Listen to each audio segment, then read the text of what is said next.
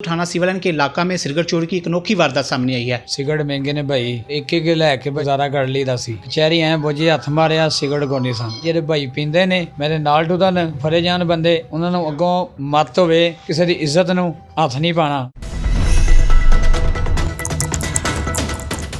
अस्सलाम वालेकुम नाज़रीन, उर्दू पॉइंट से मैं हूं आपका मेज़बान शाहिद बशीर कंबो। नाज़रीन, गुज़श्ता रोज़ थाना सिविलन के इलाका में सिगरेट चोरी की एक अनोखी वारदात सामने आई है। गुजरात के रिहायशी की जेब से नामुल मुलज़मान ने 11 सिगरेट चोरी कर ली हैं। वो इस बाबत थाना सिविलन में मुकदमे के इंदराज के लिए गए। पुलिस की तरफ से इनकारी होने के बाद वो बजरिया वकील अदालत पहुँच गए। ये सारा वकूआ है क्या, असल कहानी है क्या, ये सब उसी शायरी से जानते हैं। 11 सिगरेट ਤੁਹਾਨੂੰ पता है 330 रुपए ਦੇ ਨੇ सिगरेट महंगे ने भाई तो एक एक लैके भाई चलो पी के गुजारा कर लीदा सी। जेल चौंक तो बैठा कचहरी लत्था चिंगचिर दो मुसाफिर बैठे सन, एक ने गली लाया एक ने मेरे सिगरेट कड़ लेने।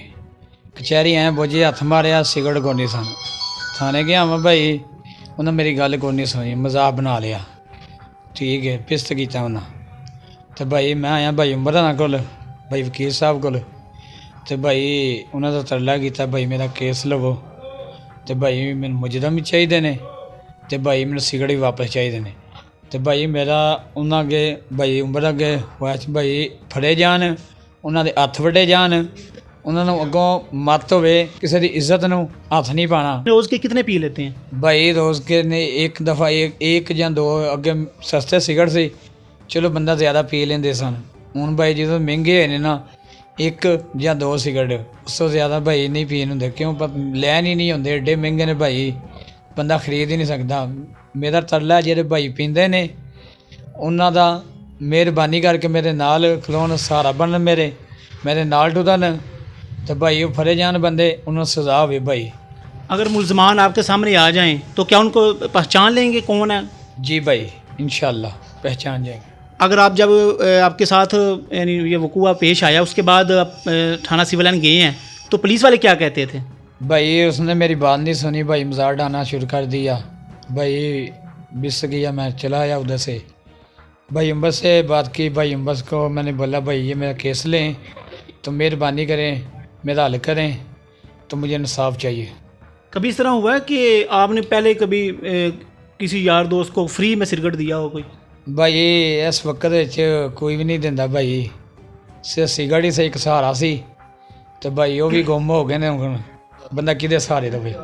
वैसे है तो सिगरेट ही कौन, इसमें कोई सोना कोई चांदी कोई हीरा क्या था? इतनी क्या मजबूरी बन गया कि अदालत का दरवाज़ा खटखटाना पड़ गया? भाई पता है बात क्या है, जो पिया हो भावें 10 सुन अख लाल दी मेहनत है ना, जो भाई अख लाल दी होती है।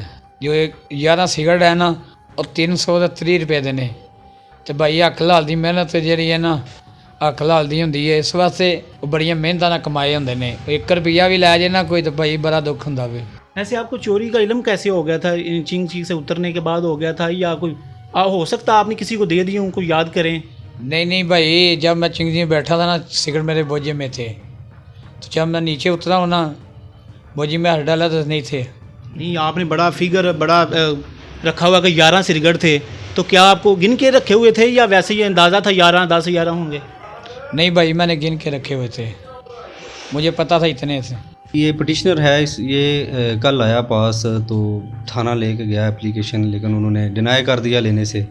उसके बाद हमने पटिशन जो है रिट पटिशन 22 AB के तहत ज़ब्ता फौजदारी के तहत सेशन कोर्ट में दायर कर दी हुई है। तो काबिल दस्तंदाजी पुलिस जुर्म जो है वो FIR की जो इसकी एप्लीकेशन की स्टोरी है उसके मुताबिक बनता है। अब इसको नेक्स्ट डेट जो भी है उस पर हम इंशाल्लाह इसको आर्गू करेंगे और देखेंगे क्या रिज़ल्ट आता है। फैसला जज साहब ने करना है, अब जो फैसला आएगा इंशाल्लाह सबको पता चल जाएगा।